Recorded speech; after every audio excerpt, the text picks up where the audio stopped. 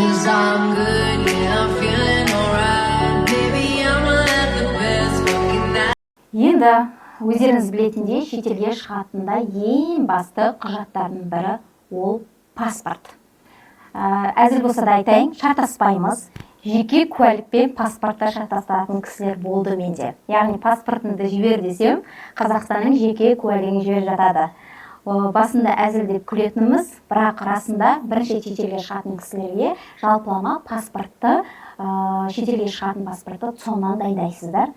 Осы 2025 жыл 1 қаңтардан бастап МРП-ға қарай паспорттың құны да байланысты. Яғни мысалға бір МРП 3930 теңге болса, 36 бет және 48 беттік деп екіге бөлінеді паспорттың.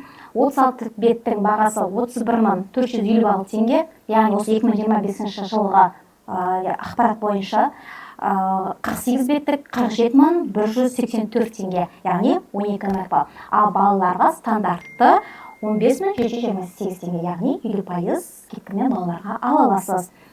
Енді айтқым келетіні, балаларда стандарт 24 бет болады.